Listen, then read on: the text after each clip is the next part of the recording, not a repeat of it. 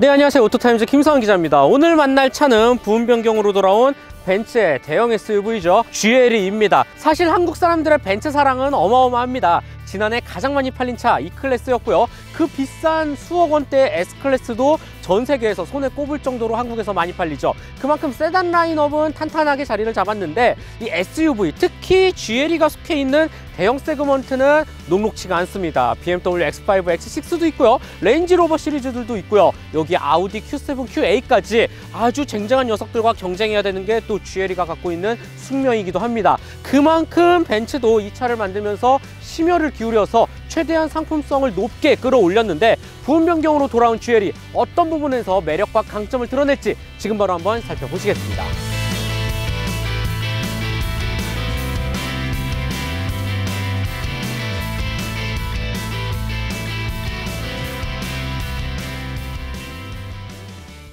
네, 신형 GLE 앞모습부터 살펴보도록 하겠습니다. 전체적인 형상은 솔직히 크게 바뀌지 않았어요. 차를 아주 좋아하는 소비자가 아니면 어디가 뭐가 달라진 거야 라고 충분히 생각할 만합니다. 그럼에도 달라진 부분은 저는 개인적으로 요 헤드램프를 꼽을 수 있을 것 같아요. 특히 주간주행등이 켜지는 범위라든지 이런 그래픽 모양이 완전히 달라졌습니다. 아마 이러한 형태가 가장 최신의 벤츠 이제 디자인 패밀리 룩을 따라가지 않을까라는 생각이 들어요. 신형 AMG GT와도 아주 닮아져 있죠. 그리고 램프 크기는 일단 차 자체가 워낙 크기 때문에 무지하게 큼직하게 표현이 되어져 있고요. 그릴의 변화도 눈에 띄는데요. 일단은 정 가운데를 흐르는 굉장히 깊은 크롬 도금, 그 다음에 커다란 이 손바닥 한 2개는 가려야 될 것 같아. 엄청나게 사이즈를 자랑하는 벤츠 새꼭지 별은 그대로인데 이 주변의 도트 무늬가 전부 다 이 삼각별 모양으로 채워졌습니다. 아주 멀리서 봐도 나 벤츠야 라는 거 단번에 알 수가 있죠. 반대로 뭐 범퍼 디자인이나 형태는 우리가 잘 알고 있는 그 벤츠의 SUV 라인업들과 일맥상통합니다.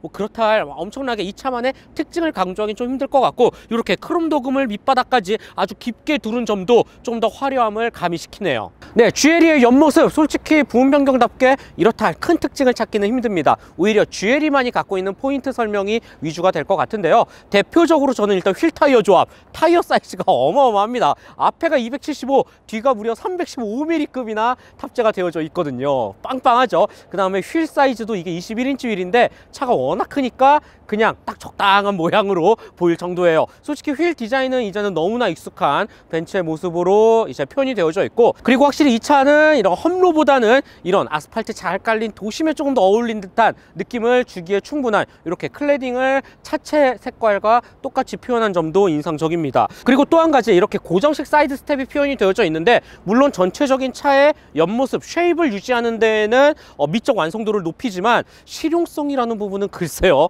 일단 타고 내릴 때 좀 불편해요. 계속 여기가 종아리가 걸리거든요. 그렇다고 이거를 밟고 타기에는 너무 좀 간격이 좁습니다. 단순히 멋으로 되어 있어서 이거는 약간 이 실생활에서는 좀 호불호가 있을 것 같아요. 이외에 C필러 쪽을 보면 GLE를 표현하는 가장 대표적인 옆모습의 아이덴티티죠. 옛날 ML, M클래스부터 쭉 사용을 해왔습니다. 이렇게 날렵하게 이 뒤쪽 쿼터 글라스를 뒷유리창으로 연결시켜서 빼는 이 디자인 형태도 기존의 정체성을 잘 살렸다라고 볼 수 있겠네요. GLE의 뒷모습도 앞모습만큼이나 어디가 바뀌었지라는 생각이 들 거예요. 일단 뭐 전체적인 구성이나 이런 모양새는 다 똑같고요. 특히 이 테일램프 안쪽의 그래픽만 살짝 달라졌습니다. 기존에는 약간 여러 가지 삼각형, 사각형 막 도형을 사용했잖아요. 이제는 한결 깔끔해졌어요. 딱 필요한 위치로만 아주 정확히 빛을 낼 뿐이죠. 이외에 뭐 크롬 도금의 양이라든지 범퍼의 느낌이나 뭐 이런 배지의 위치나 전부 다 그대로입니다.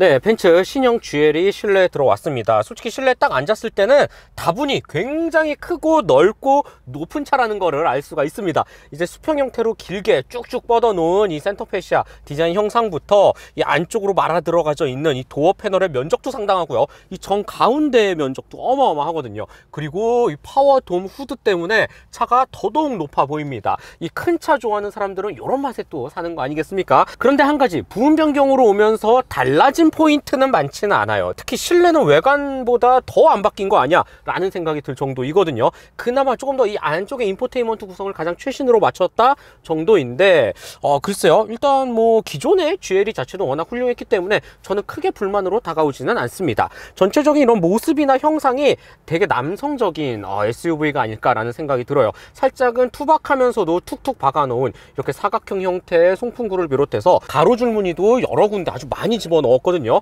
그리고 이렇게 SUV를 상징하는 어딘가 흔들릴 때 잡을 만한 별도의 바 같은 것도 전체적으로 정말 약간 볼드하고 정말 남자한 이 상남자 분위기 풍기는 차가 아닐까라는 생각을 하게 되네요. 고급감이라는 이 포인트를 놓고 봤을 때는 뭐 전혀 아쉬운 구석이 나오지 않습니다. 이런 투톤 컬러의 믹스 매치한 이 형태라든지 중간중간 이 스티치의 범위도 꽤나 많고요. 이 정 가운데 우드 패널 역시 전혀 저렴해 보이지 않아요. 무척 고급스럽고 럭셔리한 차를 내가 몰고 있다라는 거를 알 수가 있습니다. 버메스터 사운드 시스템의 이런 커버라든지 도어 패널의 느낌 자체도 아주 황홀하죠. 그나마 조금 아쉬운 부분을 꼽자라면 저는 이 스티어링 휠이라고 말씀드릴 수 있을 것 같아요. 벤츠의 가장 최신의 그 스티어링 휠, 약간 이 두 갈래 길로 되어 있고 살짝 끊어져 있는, 진짜 이뻤거든요. 그런데 이거는 물론 기능적이라는 부분은 전혀 부족함이 없지만 그래도 그 멋있는 가장 최신의 스티어링 휠을 좀 넣어주면 어땠을까 하는 아주 조금의 아쉬움은 남아 있습니다. 이외에 편의 및 안전 품목이라는 부분은 우리가 원하는 거 다 들어가져 있습니다. 근데 그래야 돼요. 1억이 넘는 프리미엄 SUV이니까 일단은 뭐 열선 시트, 열선 핸들, 통풍 시트 다 들어가져 있고요. 메모리 기능도 아주 알차게 표현이 되어져 있죠. 휴대폰 무선 충전 패드, 컵홀더는 냉장, 온장까지 제공을 합니다. 헤드업 디스플레이 한층 더 커졌고요. 그다음에 버메스터 사운드 시스템, 에어 서스펜션을 올리고 내리는 이 다양한 것들, 이 위쪽에 커다랗게 뚫려 있는 루프 라인까지, 뭐 우리가 원하는 것들은 그래도 필요 이상으로는 알차게 아주 많이 꾸며 넣었다라고 볼 수 있겠습니다.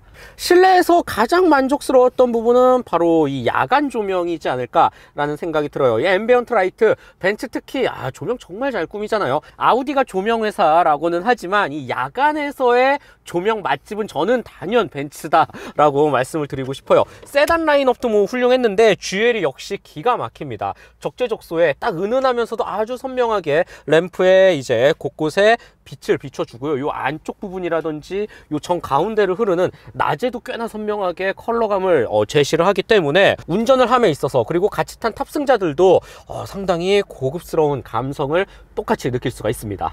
네, 벤츠 GLE 2열에 들어왔습니다. 뭐 공간이라는 부분은 전혀 흠잡을 데가 보이지는 않죠. 이 정도 차급에서 뭐 공간이 부족하다 이런 얘기는 더 이상 나오지는 않습니다. 뭐 다 넉넉하고 여유롭고 광활합니다. 개방감이라는 부분도 일단 옆 유리창 면적이 상당하죠. 그리고 이 파노라마 선루프도 제 시야, 이 머리 뒤쪽까지 위치해져 있기 때문에 이 눈에 들어오는 면적이 상당합니다. 그것도 참 마음에 든다라고 볼 수가 있을 것 같아요. 편의 품목은 뭐 역시나 뭐 알차게 다 들어가져 있죠. 가운데 전용 송풍구가 있고요. B필러에도 있고요. 그다음에 버메스터 사운드 시스템 똑같이 제공을 하고요. 열선 시트도 3단계로, 그리고 전동 시트까지도 마련이 되어져 있습니다. 너무 마음에 들어요. 진짜 고급차를 타고 있는 듯한 느낌을 더 크게 받을 수가 있고요. 별도의 2열을 위한 개별 공조 시스템도 버튼으로 이제 조작을 할 수가 있고, USB-C 타입 2개, 안쪽에는 꽤나 깊은 수납 공간도 마련이 되어져 있습니다. 당연히 이쪽에는 컵홀더 겸 팔걸이가 위치해져 있네요. 시트의 형상도 재미난 포인트인데요.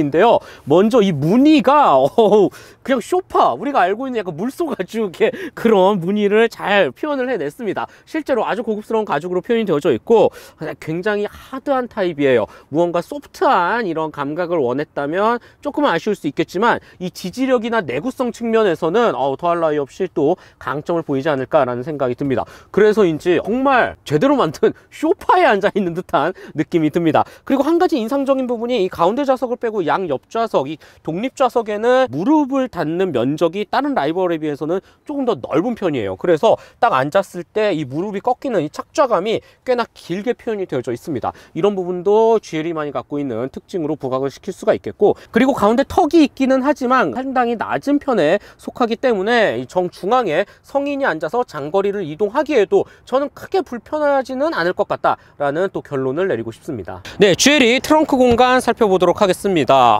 트렁크 너무 마음에 듭니다. 네모 반듯하게 아주 크게 그리고 넓게 표현이 되어져 있고요. 이 아래쪽에도 별도의 수납 공간이 꽤 깊어요. 네, 이런 부분도 칭찬할 포인트가 될 수 있을 것 같아요. 별도의 러기지 스크린 이렇게 깔끔하게 수납을 할 수가 있고, 한 가지 또 마음에 들었던 부분이 2열 시트를 간단한 버튼 한 번만으로 자동으로 접고 올리고를 할 수가 있습니다. 그리고 이게 확실히 또 큰 차잖아요. 여기에 에어 서스펜션까지 탑재가 되어져 있기 때문에 물건을 넣고 빼기 조금 더 쉽게 하기 위해서 이렇게 또 별도의 버튼을 누르면 뒤쪽에 서스펜션을 살짝 낮춰주는 이런 섬세한 기능까지도, 역시 비싼 차는 다르네요. 네, 너무 좋게 표현이 되어져 있고, 이렇게 많이 쓸리는 부분은 별도의 금속 소재라든지 여기에 또 크롬 도금을 한 번 더 둘렀죠. 야, 진짜 이 고급감이라는 포인트 하나만큼은 벤츠 GLE는 아주 잘 해내고 있습니다. 네, 부분 변경으로 돌아온 신형 GLE 주행 느낌 한번 살펴보도록 하겠습니다. 먼저 국내에는 디젤과 가솔린, 고성능인 AMG까지 폭넓게 마련을 해놨어요. 디젤 같은 경우는 300D 트림명을 쓰고요. 지금 제가 시승하고 있는 이 녀석이 아마 가장 볼륨을 차지하지 않을까라는 생각이 드는데 450 포매틱입니다. 그 다음에 AMG 53까지도 마련을 해놓았죠. 참고로 이 녀석 직렬 6기통 3.0L 가솔린 터보 엔진을 장착을 했고요. 여기에 9단 자동 변속기가 맞물립니다. 개인적으로 이 차를 처음 운전하면서 가장 마음에 들었던 부분은 바로 지금과 같은 상황입니다. 빨간불에서 초록불로 바뀌고 정지 상태에서 꾸준히 속도를 올릴 때 이 과정이 너무나도 매끄럽고 자연스러워요. 심지어 시동을 켜는 그 순간에도 똑같은 감각을 느낄 수 있습니다. 솔직히 나는 이게 하이브리드 차 탔나 아니면 전기차 탔나 라는 생각이 들 정도로 너무나도 고요하고 그 어떠한 엔진의 반응도 느끼지 못했거든요. 여기에는 결정적인 이유가 있습니다. 모든 GLE 전 트림에 48V 마일드 하이브리드 시스템을 탑재를 했습니다. 처음 출발할 때, 그리고 완전히 멈췄을 때 그 아주 미묘한 이 저속에서의 상황에서 전기 모터가 개입을 하면서 최대한 부드럽게 멈추고 부드럽게 출발할 수 있도록 도와줍니다. 일정 속도 영역 이상에서는 오히려 전기 모터가 추가적인 힘을 제공하면서 훅 하고 끌어올려주는 모습을 볼 수가 있죠. 이 말은 곧 우리가 일반적인 이 도로 상황, 무언가 가다서다, 그리고 약간 정체되는 곳이라든지 지금과 같이 신호등이 여러 번 만나는 곳이라든지 계속 끊었다 밟았다 차를 속도를 차분히 올리는 이 모든 영역에서 아주 매끄럽고 자연스러운 반응을 유도한다는 거예요. 즉 엔진 특유의 떨림과 진동을 어디에도 찾아볼 수가 없고요. 우리가 느낄 수 있는 무언가 그런 불필요한 것들을 전부 다 이 매끄러운 48V 마일드 하이브리드 시스템이 전부 다 커버를 해줍니다. 그 차이를 온전히 GLE를 통해서 느낄 수 있고요. 벤츠의 마일드 하이브리드 이 48V 시스템 다루는 능력이 이제는 정말 수준급, 완전 물이 올랐다 라고 저는 말씀을 드리고 싶어요. 지금과 같이 차를 멈추는 과정도 너무 매끄럽게, 아주 마치 실크 양탄자에 쫙 깔리는 듯하게 멈춰섭니다. 너무 좋네요. 일정 속도가 붙은 다음에는 가솔린차 특유의 매우 속 시원한 이 가속 전개 성향을 온전히 경험을 할 수가 있습니다. 실제로 최고 출력 381마력, 최대 토크 50kgm/m에 달하니까, 물론 이 차가 좀 무겁긴 해요. 2톤을 훌쩍 뛰어넘긴 하지만 기본적으로 이 대배기량 가솔린 엔진, 여기에 터보까지 붙였으니 차를 이끌기에는 전혀 부족함이 보이지 않습니다. 조금만 스로틀을 활짝 열어도 지체 없이 아주 속 시원하게 뻗어나가는 모습을 볼 수가 있죠. 스포츠 모드에서도 아주 만족스러운 결과값을 보여줬습니다. 지금과 같이 모드를 살짝 변경하면 500rpm 이상 훌쩍 뛰는 모습을 볼 수가 있고요. 여기서 다시 제가속에 들어갔을 때 너무 여유롭게, 특히 3500rpm 넘어서면서부터는 정말 미친듯이 질주하는 모습을 볼 수가 있습니다. 와, 진짜 잘 나가고요. 이 육중한 차를 어떻게 이렇게 손쉽게 그리고 가뿐히 올려놓을 수 있을까라는 생각이 들어요.